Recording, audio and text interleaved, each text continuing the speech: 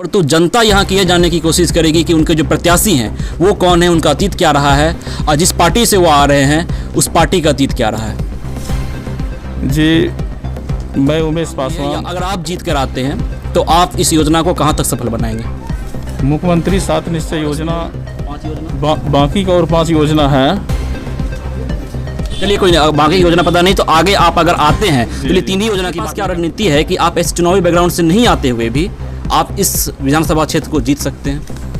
चुनावी बैकग्राउंड नहीं रहते हुए पर भी विधायक की स्थिति देखते हुए, इसलिए कि यहाँ कोई तरह का काम नहीं किया उन्होंने। आपने जनता के लिए क्या किया, जनता के लिए क्या सेवा की आपने? जनता के लिए जब से हम आए हैं लोगों के बीच में बहुत कुछ किए हैं। नमस्कार, मैं विश्वजीत आनंद, आप देख रहे हैं प्रसार टीवी। बिहार विधानसभा चुनाव 2020 के मद्देनज़र सभी राजनीतिक दल की सक्रियता चुनावी मैदान में बढ़ चुकी है।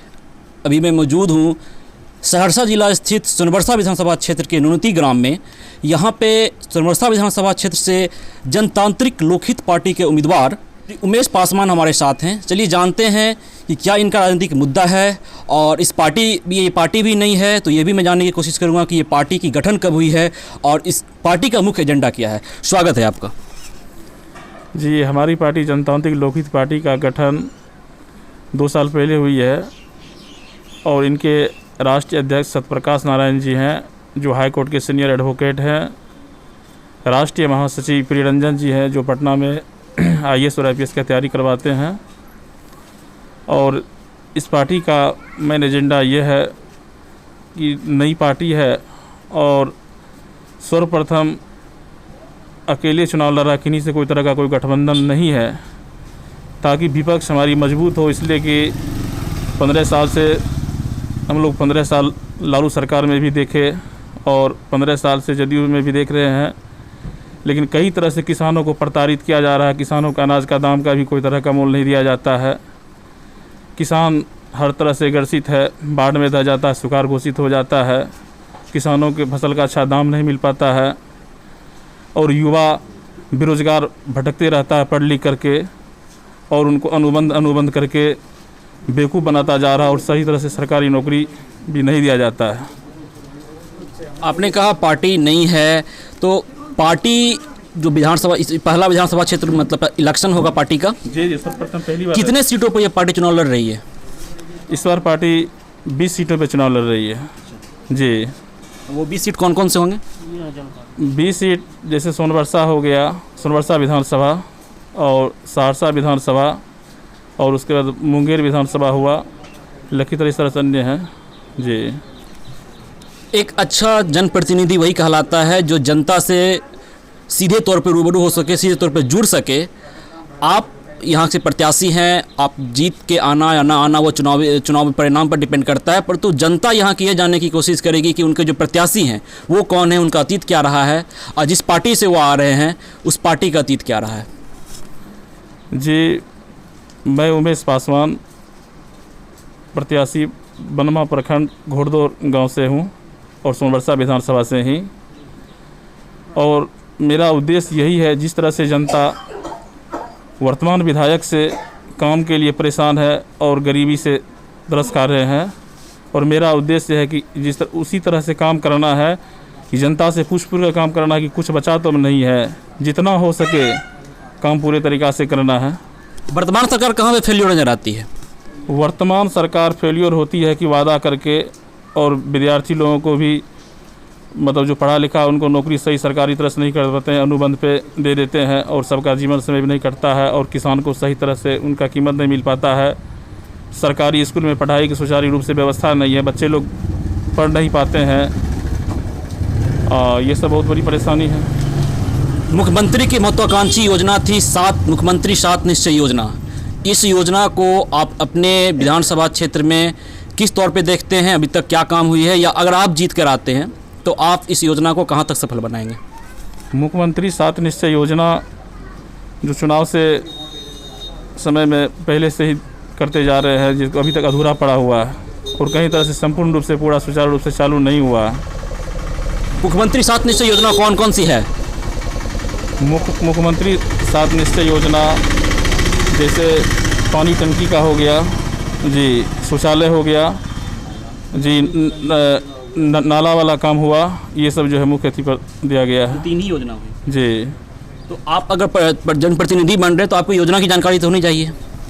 जी बिल्कुल जानकारी है। बाकी के और योजना 5 योजना बाकी का और 5 योजना है। चलिए कोई नहीं, बाकी योजना पता नहीं, तो आगे आप अगर आते हैं चलिए 3 ही योजना की बात मैं करता हूं। आप नल जल योजना की बात की आपने, हर घर सड़क और नली की योजना की बात की आपने, और एक योजना आपने कहा पेयजल। तो इस योजना को आप किस रूप में आप सफल बनाएंगे? आपके पास क्या है? आपने कहा सरकार फेल्योर है इस योजना को के रूप में, इस योजना को पारित करने में भी। आपके पास ऐसा क्या रणनीति है कि आप इस योजना को घर घर पहुंचा देंगे? आप सरकार में आते हैं? जी हम सरकार में आते हैं तो इस योजना को हमेशा प्रयास करेंगे, इसलिए कि हर एक गाँव में और टोले मोहल्ले में, शहर में नाला की बहुत सख्त आवश्यकता है, जिनकी वजह से गाँव में पूरे पानी लगता है, रोड पर लगा रहता है। और नल की आवश्यकता इसीलिए है, हर जगह पानी पीने वाले यात्रियों को सुविधा होनी चाहिए, कहीं भी जाए तो पेयजल के लिए बहुत महत्वपूर्ण ज़रूरी है। सर आपने ये कहा सुविधा होनी चाहिए, यानी उसकी ज़रूरत है। आप इसको मैदान में किस रूप से सफल बनाएंगे? आप इसे गांव में किस रूप से पहुंचाएंगे? आपके पास रणनीति क्या है? इसी को रणनीति यही है हमारी कि सर्वप्रथम जो है सबसे पहले नाला मतलब जो है रोड और पेयजल, ये मेरा सर्वप्रथम, अगर तीव्र गति से काम होगा सर्वप्रथम इसी पर फोकस होगा 1 नंबर में। और स्कूल विद्यालय जो है इस पर फोकस होगा, हॉस्पिटल पे होगा, ये सब हमारा फोकस होगा। रोड पर फोकस होगा जी, बिजली पर होगा। और कई ऐसे हॉस्पिटल है जहाँ पर 5-5 एकड़ में ज़मीन दिया गया है, बाउंड्री किया गया है, और वैसे हॉस्पिटल में अभी तक एक बेड भी नहीं है। जो 6-7 बेड था वो बेड वापस लेकर के जिला चला गया है। जहाँ जहाँ लेडीज़ डॉक्टर और जेंट्स डॉक्टर बैठा करते तो वहाँ भी कुछ नहीं बैठा जा रहा है।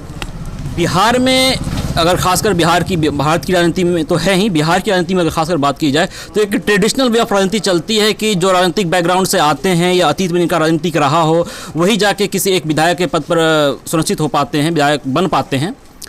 आप किसी राजनीतिक बैकग्राउंड से नहीं आ रहे, ऐसा आपने कहा। जी। तो आप नहीं राजनीतिक बैकग्राउंड से आते हुए भी आपको क्या लगता है कि जो वर्तमान में नीतीश सरकार की इस विधानसभा क्षेत्र में नीतीश सरकार के ही विधायक हैं या जदयू के रत्नेश सादा, वो 15 साल से इस सीट पर काबिज हैं, नीतीश सरकार। जी। उसके पहले राजद थी।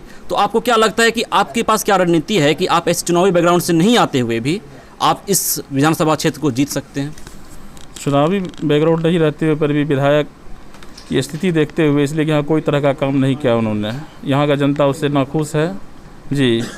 दूसरी नंबर में हम लोगों के विधानसभा से एक युवा उम्मीदवार की ज़रूरत है, और जो स्थानीय है उनकी ज़रूरत है। यहाँ से जीतने के बाद विधायक जीत करके बाहरी मतलब विधानसभा के रहते हैं और जीत करके चले जाते हैं, और सिर्फ 5 साल के बाद एक बार ही वोट लेने के लिए आते हैं, और ग्रामीण जनता का कहीं से कोई सेवा नहीं करते हैं। ना नाला बनवाते हैं, ना ही पेयजल का व्यवस्था करवाते हैं, ना रोड की व्यवस्था करवाते हैं, ना बिजली का व्यवस्था करवाते हैं, ना हॉस्पिटल, ना स्कूल, कहीं कुछ नहीं देखते हैं। मैंने माना कि वर्तमान सरकार इसमें फेल्योर है कि वो ज़मीनी स्तर पर काम नहीं की।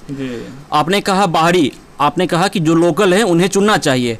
तो आपने इसके पहले, इस चुनाव के पहले आपकी पार्टी ने, या अगर आप पर्सनली रूप से आपने जनता के लिए क्या किया, जनता के लिए क्या सेवा की आपने? जनता के लिए जब से हम आए हैं लोगों के बीच में बहुत कुछ किए हैं। जैसे मेरे गांव में रोड टूटा हुआ था। कौन सा गांव? घोड़दौड़ गांव में, वहाँ पर भी बनवा प्रखंड घोड़दौड़ गांव, वहाँ पर भी हम लगभग 1.5 किलोमीटर तक रोड बनवाए हैं जनता के लिए, जो वहाँ जाने लायक नहीं था, मेरे गाँव में घुसने के लिए नहीं था, पूरा कीचड़ था। अगर उस गांव से अगर वो लोग मुबारकपुर जाया करते थे, गुरगामा जाया करते थे, तो लोग घूम करके जाया करते थे, और हम लोग के यहाँ पैदल जाना मुश्किल था जी। आपकी पार्टी 20 सीटों पर चुनाव लड़ रही है।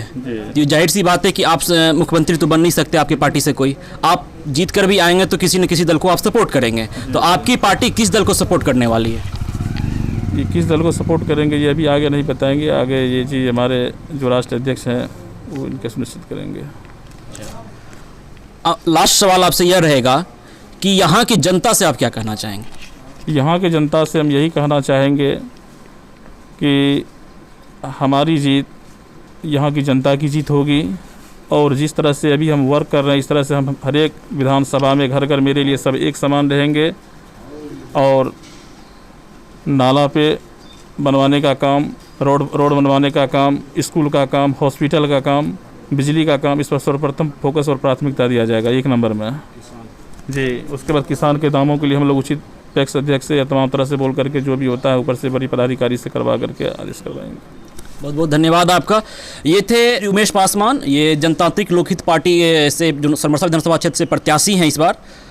इनका कहना है कि बाहरी प्रत्याशी आकर इस विधानसभा क्षेत्र पर जीतते हैं और जनता के बीच उन्होंने कोई ज़मीनी स्तर का काम नहीं किया है। इनका कहना है कि अगर ये जीत कर आते हैं तो ये ज़मीनी स्तर पर काम करेंगे, मुख्यमंत्री की जो महत्वाकांक्षी योजना है 7 निश्चय योजना, उसके ऊपर काम करेंगे। आप देख रहे थे प्रसार टीवी, मैं हूँ आपके साथ विजित आनंद। अगर आप हमारे न्यूज़ को फेसबुक पर देख रहे हैं तो पेज को लाइक करें, यूट्यूब पर देख रहे हैं तो हमारे चैनल को सब्सक्राइब करें। अधिक जानकारी के लिए आप हमारे वेबसाइट prasartv.in पे लॉगिन कर सकते हैं। धन्यवाद।